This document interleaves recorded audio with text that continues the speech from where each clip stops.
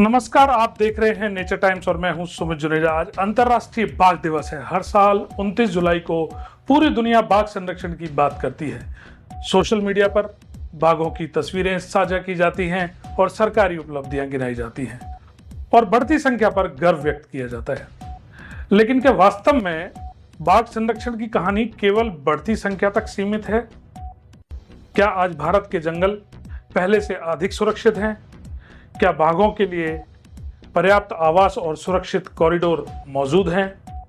और क्या आने वाले वर्षों में भी भारत दुनिया का सबसे बड़ा बाघ संरक्षण मॉडल बना रहेगा? आज मैं इन्हीं सवालों पर विस्तार से बात करूंगा, क्योंकि मेरा मानना है कि बाघों की असली कहानी केवल जंगलों में नहीं, बल्कि उन फैसलों में छिपी है जो आज हम ले रहे हैं।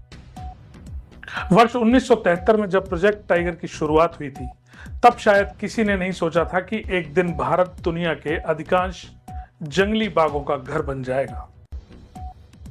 उस समय बाघों की संख्या तेजी से घट रही थी। अवैध शिकार, जंगलों की कटाई और तेजी से बदलते भू उपयोग ने बाघों के अस्तित्व पर गंभीर संकट खड़ा कर दिया था। लेकिन पिछले 5 दशकों में भारत ने जिस तरह से वैज्ञानिक प्रबंधन, वन संरक्षण और समुदाय की भागीदारी के माध्यम से बाघों की वापसी सुनिश्चित की, वह दूसरी दुनिया के लिए एक उदाहरण बन गया। आज जब दुनिया भारत की ओर देखती है तो वह केवल बाघों की संख्या नहीं देखती, केवल संरक्षण की उस सोच को देखती है जिसने असंभव को संभव बना दिया। आज हम राजस्थान की बात करें तो यह परिवर्तन और भी स्पष्ट दिखाई देता है। एक समय था जब राजस्थान का नाम केवल रणथंभौर से जुड़ता था, लेकिन आज सरिस्का, रामगढ़ विषधारी, मुकुंदरा हिल्स, धौलपुर करौली का वन परिदृश्य और कुंभलगढ़ जैसे नए क्षेत्र इस कहानी का हिस्सा बन चुके हैं। विभागीय आंकड़े बताते हैं कि वर्ष 2014 में राजस्थान में लगभग 72 बाघ दर्ज किए थे और फरवरी 2026 तक यह संख्या बढ़कर लगभग 140 तक पहुंच गई। यह केवल आंकड़ा ही नहीं है, बल्कि हजारों वन कर्मियों की मेहनत, वैज्ञानिक मॉनिटरिंग, कैमरा ट्रैप, नियमित गश्त और वर्षों की संरक्षण नीति का परिणाम है। लेकिन हर सफलता की एक दूसरी कहानी भी होती है। पिछले कई वर्षों में हमारे नेचर टाइम्स ने सूचना के अधिकार के माध्यम से प्राप्त दस्तावेजों, विभागीय रिकॉर्ड और जमीनी रिपोर्टिंग के आधार पर अनेक ऐसे मामलों को सामने रखा है जिन्होंने यह बताया है कि बाघ संरक्षण केवल संख्या बढ़ाने का विषय नहीं है।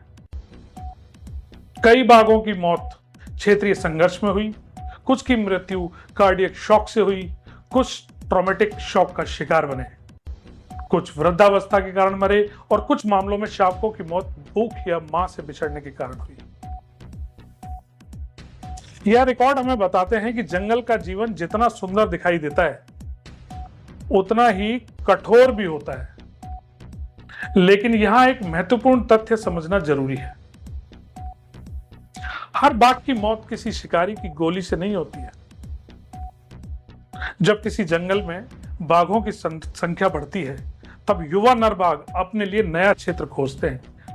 वे स्थापित नर बाघों से भिड़ते हैं और कई बार यह संघर्ष जानलेवा साबित हो जाता है। वैज्ञानिक इसे प्राकृतिक प्रक्रिया मानते हैं, लेकिन जब जंगल छोटे पड़ने लगते हैं, तब यही संघर्ष संरक्षण के लिए खतरे का संकेत बन जाता है। इसलिए आज सबसे बड़ा प्रश्न बाघों की संख्या नहीं, बल्कि उनके लिए उपलब्ध सुरक्षित जंगल और सुरक्षित कॉरिडोर है। आज रणथंभौर से निकलने वाले बाघ रामगढ़ विषधारी, धौलपुर करौली और अन्य क्षेत्रों की ओर बढ़ रहे हैं। यह संरक्षण की सफलता का संकेत है, लेकिन इसके साथ यह भी जिम्मेदारी बढ़ाता है कि इन सभी जंगलों के बीच प्राकृतिक कॉरिडोर सुरक्षित रहें। यदि कॉरिडोर टूटेंगे तो संघर्ष बढ़ेंगे। यदि जंगल आपस में जुड़े रहेंगे तो बाघों की नई पीढ़ियां सुरक्षित रूप से फैल सकेंगी और आनुवंशिक विविधता भी बनी रहेगी।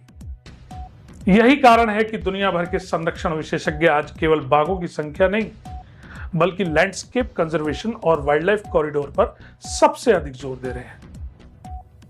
मेरा मानना है कि आने वाले 10 वर्ष भारत के बाघ संरक्षण का भविष्य तय करेंगे। जब चुनौतियां नई गणना में बड़ा आंकड़ा हासिल करने की नहीं, यहाँ पे चुनौतियां बड़ा आंकड़ा हासिल करने की नहीं है, बल्कि जंगलों को बचाने की है। क्योंकि यदि जंगल सिकुड़ते हैं तो एक दिन बढ़ती संख्या भी रुक जाएगी, लेकिन यदि जंगल सुरक्षित रहेंगे, यदि स्थानीय समुदाय संरक्षण का भागीदार बना, यदि विकास परियोजनाएं पर्यावरणीय संवेदनशीलता के साथ आगे बढ़ी और यदि कॉरिडोर बचाए गए, तो भारत आने वाले दशकों तक दुनिया का सबसे सफल बाघ संरक्षण का मॉडल बना रहेगा।